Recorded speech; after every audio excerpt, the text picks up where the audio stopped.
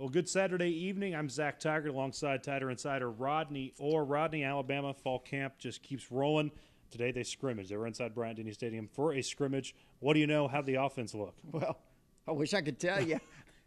It was closed, but, Zach, we pick up on a few things and have an opportunity to kind of, search our sources. We find out if we've got good ones or not. But, offensively, it really sounds like Tua had a big day. I mean, again, reports anywhere from 3 to 5 touchdown passes.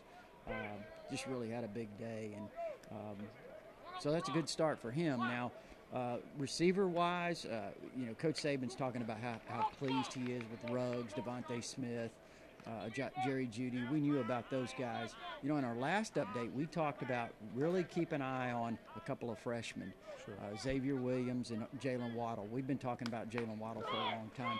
Coach Saban did not want to name them publicly today, but did say he had a couple of freshman receivers that were looking good and he thought would make a contribution.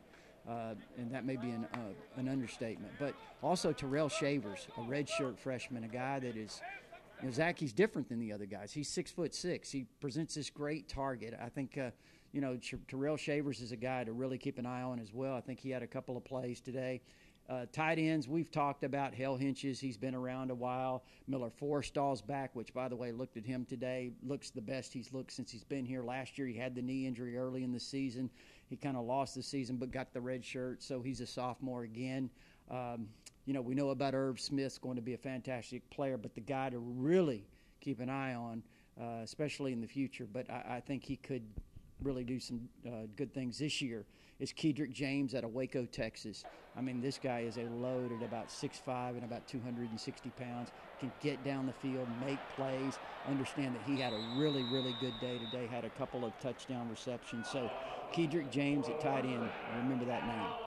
So certainly we know that Alabama's offense has the potential to be loaded this year. Of course, all the freshmen last year, now sophomores, all that experience. So let's talk about the defense. What have you heard from the defensive side of things? Well, Coach Saban did talk about the defensive line a little bit, specifically Quinnen Williams, who, last year was when he got his opportunities as a redshirt freshman, the guy made plays. And he's going to be very valuable this year in there with Raekwon Davis and Isaiah Buggs. And Coach Saban's really pleased with the progress that Quinnen Williams has made. When you look outside, some of the young players, we've talked about all the outside linebackers, Anthony Jennings, Christian Miller, and others, but a couple of guys to really keep an eye on. Ayabi Anoma, a true freshman. We thought he was the best pass rusher. I know I thought he was the best high school pass rusher in the country last year, a guy that I think could make a strong contribution as the season goes along this year. Chris Allen is another guy, a rising sophomore. He's worked inside and outside. Predominantly been at the outside backer spot. He's another guy that can really rush the passer. With Terrell Lewis, the injury to Terrell Lewis, certainly guys like that will be very, very valuable. Certainly. Talk a little bit about the secondary. How'd things look? Obviously a position group at Alabama that, the depth's just not there. They lost pretty much the entire secondary to the NFL draft from last year. How'd the secondary, what'd you hear about the secondary? Yeah, it's really amazing because you lose 6 players that contributed a lot, some really great players, as you mentioned. So they're replacing virtually everybody. At the corners, Savion Smith, Trevon Diggs, both those guys progressing really, really well. At the star position, really not sure how that's going to shake out, but Shy Carter is a guy that's got some experience. He seems to have had a good camp so far. Patrick Sartain's a true freshman that's working in that spot. Also in the back end, Deontay Thompson. I've been bragging about Deontay a lot from Beaumont, Texas, or the West Orange, Beaumont area. He's a tremendous athlete, and I think you're going to see a lot of athletic plays out of him because he brings that kind of skill. Xavier McKinney's another guy I really like a lot, a rising sophomore at the safety spot out of the state of Georgia who, I'm telling you, Zach, keep an eye on number 15. He's a guy that I think is going to produce quite a bit this year at that safety spot back there with Xavier McKinney.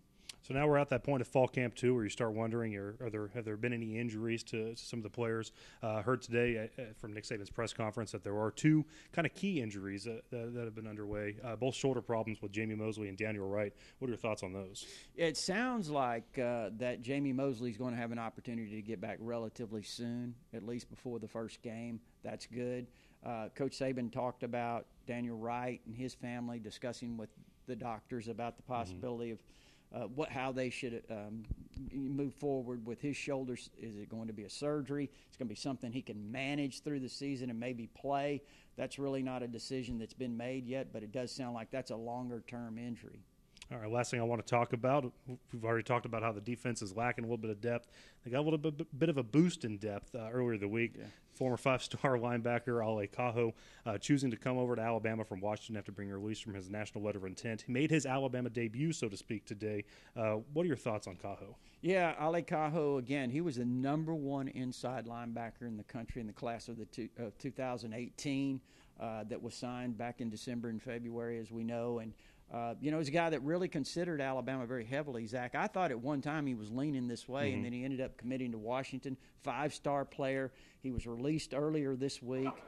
He had not been admitted academically into the University of Washington. It was institutional policies, not NCAA rules, that prevented him from enrolling. So he made the decision to seek a release. Washington head coach Chris Peterson released him, and he immediately headed towards Tuscaloosa, here now, dressed out in shorts today. He has to go through another day of shorts, then a day of shorts and 2 days of shorts and shoulder pads, and then he can finally get into pads. So, but he's a guy, when you look at him, Zach, I mean, physically, for a true freshman, looks really, really good. Very athletic player, very fast, good speed, those types of things. So I think athletically, he's got all the tools. It's just a matter of development. And when you look at the situation right now at inside linebacker with the depth issues, he's a guy that could possibly lend some depth as time goes along. So you think he could be an impact player coming this season? I think he could certainly lend some depth, contribute. It's very difficult to predict because he really hasn't, again, he hasn't put on the pads yet. But, Zach, I do think, a guy, given the circumstances with the lack of depth, he could certainly make a run at contributing. All right, you heard it from the Tigert Insider himself, Mr. Rodney Orr. That's your Tigert Insider post-practice update. Thanks for watching.